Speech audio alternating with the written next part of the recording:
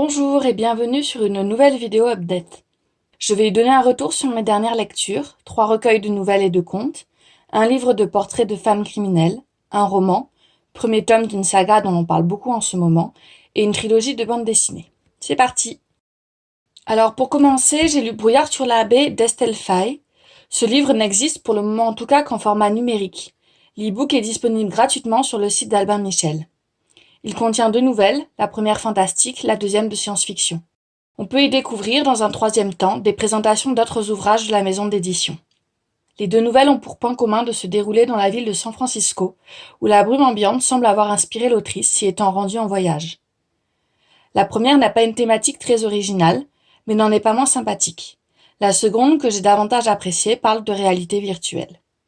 J'aime assez la plume et les idées d'Estelle Faye, autrice française d'imaginaire dont j'ai déjà lu les romans Porcelaine, Ouijigo et la nouvelle La Suridade. Je compte bien découvrir d'autres de ses textes à l'avenir, comme L'Arpenteuse de rêve ou La voix des oracles, présents dans ma palle. J'ai ensuite fait la découverte de Crimes de femmes, 25 histoires vraies, par Brigitte Vital-Durand et Anne-Sophie Martin, publiées aux éditions Point. Comme dit dans la précédente vidéo, je m'intéresse au true crime, mais certains critères pour apprécier mes lectures ou visionnages. La clarté des événements narrés, un point de vue objectif, sans spectacularisation des horreurs commises, encensement des criminels et oubli des victimes, entre autres. Ici, ces éléments n'étaient pas vraiment au rendez-vous.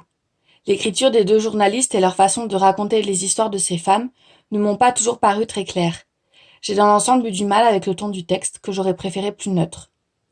Les victimes n'y avaient que peu de place, effacées par le portrait des tueuses et la description de leurs actes passés, parfois assez explicite et détaillée, voire un peu trash, ce qui peut rendre la lecture difficile selon la sensibilité de chacun.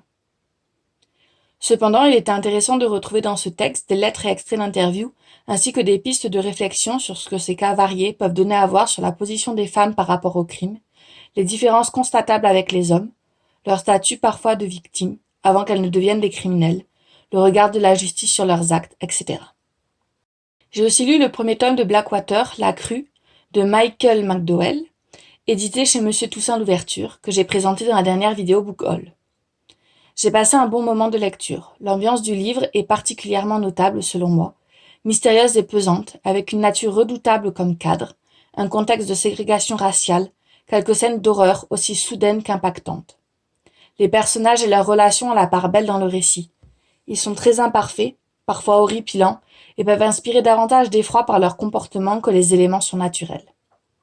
Je compte bien découvrir la suite prochainement, pour ne pas perdre le fil et suivre à peu près le rythme de parution, et sans doute faire la lecture complète de la saga, prévue en 6 tomes au format poche, publiée entre avril et juin. Ensuite, j'ai fait la lecture d'une trilogie de bandes dessinées, Dans les yeux de Lia, par Carbone et Justine Cunha, je suis pas sûre de comment ça se prononce, publié chez Dupuis entre 2019 et 2021. J'ai hélas oublié de prendre une courte vidéo pour vous en montrer le style graphique, prise par le temps pour les rendre en médiathèque. On y suit Lia, une jeune femme qui, après avoir été heurtée par une voiture et laissée pour morte, a perdu l'usage de ses jambes. Elle découvre qu'un accord semble avoir été passé entre ses parents et l'avocat du conducteur. Une certaine somme d'argent, afin d'assurer les soins de la jeune femme, contre l'abandon de toute poursuite envers le responsable de l'accident.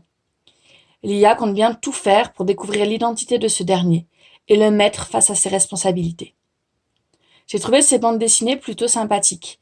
J'ai apprécié que nous suivions une héroïne handicapée, ce qui est rare, le dessin et les couleurs assez jolis, et l'enquête menée par les protagonistes. Cependant, j'ai trouvé que certaines choses se faisaient un peu trop vite tout simplement. Un personnage en particulier fait preuve d'un dévouement quasi instantané à Lia, qu'il ne connaît qu'à peine, au risque même de s'exposer et perdre son emploi. En bref, une lecture plutôt plaisante, même si pas toujours très cohérente selon moi. J'ai ensuite fait la lecture du recueil de nouvelles de Lisa Tuttle, Sur les ailes du cauchemar. J'espère que ça se prononce comme ça. J'ai lu mes premiers textes de sa plume en 2019, avec les nouvelles traduites par Mélanie Fadzi, dont j'aime beaucoup le travail, dans Ainsi naissent les fantômes. J'avais souhaité approfondir mon expérience des œuvres de l'autrice, et c'est à présent chose faite. Ce livre se lit assez rapidement. Il fait la part belle au couple, mais toujours dans le fantastique, voire dans l'horreur. Si j'ai assez aimé certains textes et leurs thématiques, je n'ai pas accroché à d'autres qui m'ont paru perchés et ou sans réel intérêt. J'ai pas mal apprécié le cabinet des esprits et ses personnages sympathiques, Sur les ailes du cauchemar avec son aspect onirique, tandis que Les arts du désir et Des maris m'auront perdu.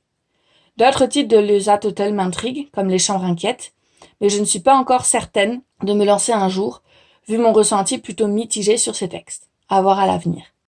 Ma dernière lecture de cette update est La Maison dans les roseaux de Ueda Akinari, un petit folio 2 €, édité en 2014, contenant 4 contes extraits du recueil Contes de pluie et de lune. Ces 4 contes japonais, autour de la thématique des fantômes, esprits et démons, nous entraînent dans un voyage dépaysant au cœur de l'ancien Japon. L'auteur, ayant vécu au XVIIIe siècle, fait de nombreuses références à des lieux, moments de l'histoire ou éléments culturels, nécessitant de se rendre régulièrement aux notes en fin de livre. Cela permet certes d'en apprendre davantage sur le Japon, mais peut impacter aussi la concentration et l'immersion du lecteur. Ce ne fut pas une lecture très marquante pour ma part, un peu perdue par les références que je ne maîtrisais pas et dépitée par un fond sexiste, soit inscrit dans une époque mais pas moins désagréable pour autant.